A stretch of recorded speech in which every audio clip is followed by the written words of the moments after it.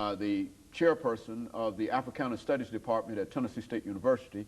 And of course, Dr. AAl-Hadid, before we had our short commercial break, we were talking about the racial configurations, I guess, in Brazil. But let's allow you to continue that discussion to not only talk about South America, but to bring in some information relative to North America and make the comparisons and et cetera that you'd like to make.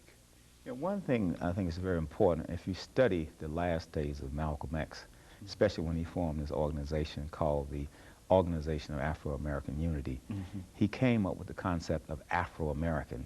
Now, when we think of Afro-American, we think of Africans, of people of African descent inside of America. But when Malcolm spoke of African Americans, he was talking about brothers in the Caribbean and South America, that whole idea of Afro being people, anyone of African descent in the diaspora. And so the thing that we have to recognize here inside the United States, that we have Africans from all parts of the world. We have Africans in this country from Jamaica, from Trinidad, from Nigeria, from Ghana. And this configuration inside of America almost is a microcosm of the African world. So we have a microcosm of the African continent, and we also have a microcosm of the African world. And one of the big problems that we struggle with in the field of Africana studies is to get people of African descent talking to each other in spite of who they were colonized by.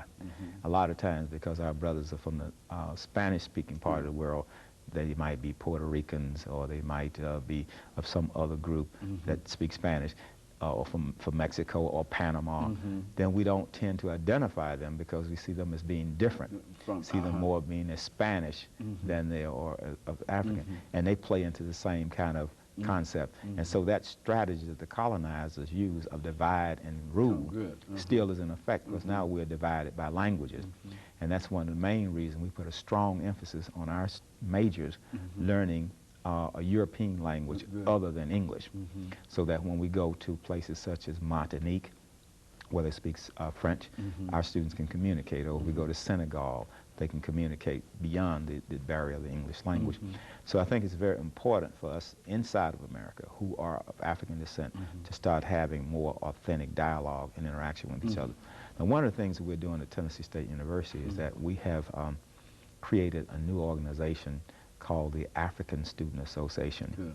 And when the brother came to me to form that organization, at first he wanted to form an organization that would represent continental Africans. But I told him, I said, Africa is where Africans are.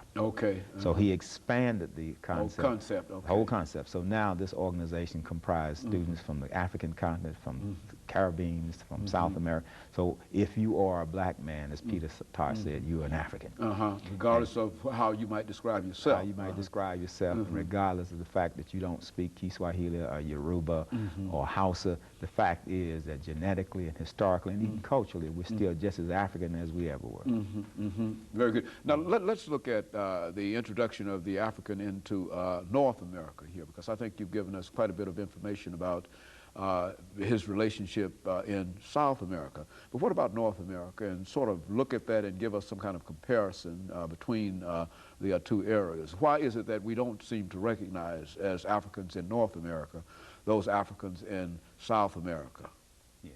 One thing that I think is important to realize is that a lot of times when we think about Afro-American history or African-American history, the first thing we start with Jamestown, Virginia, 1619.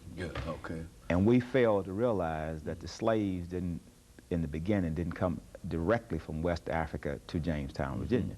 That many of them were taken to the Caribbean, where they underwent what the slave masters called seasoning, where they were broken in, where they were beaten unmercifully to the extent that they stopped speaking their African language, they stopped speaking stopped practicing their various African religions. And then after the slave masters felt that they had been domesticated or seasoned, then they were brought to North America and put inside of 13 colonies. So we have to remember that whole middle passage coming from the Guinea coast, from West Africa, then going to the Caribbean, and then we were broken in there and then brought to the east coast of the United States. So that is the connection through the middle passage. We were Caribbeans before we were African Americans. And so there's more of a relationship between Africa and South America and the Caribbeans, and then into the North American continent, rather than directly from Africa to the North American continent. It was very late in the slave trade when slaves would start coming directly from West Africa. They always went to the Caribbean, and then they were brought inside of the United States.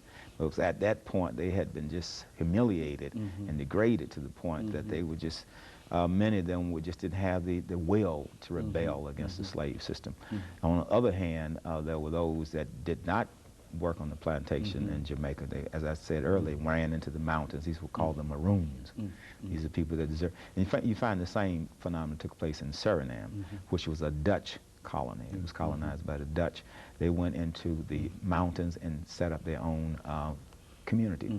As a matter of fact, one of our graduates, Levi Watkins Jr., actually went into the Suriname to study an African community there. And that community is an exact replica of a comparable community in Africa itself. And of course, all of these are, might be what you call Africana survivals, and survivals dealing with this period. You know, I think, Dr. AAl-Hadid, one of the things that many people fail to realize is that while we talk about the Africans in North America and South America, many of us fail to really grasp the economic importance of the slave trade. Let's talk about it from that perspective. I mean, how profitable was it when you dealt with slaves, and what part did slavery play in the overall economy of those particular areas? Well, first of all, we have to realize that the transatlantic slave trade set the stage for capitalism in this country. It set the stage for the Industrial Revolution. It's what is called the stage of primitive accumulation. And in that process, there was a system that they created called the triangular trade, where ships, people invested in slave ships. There was a stock market in Europe. They could go to, there's a street rather, in England called Derby Street, which is like Wall Street in the United States. And people could invest in a slave cargo.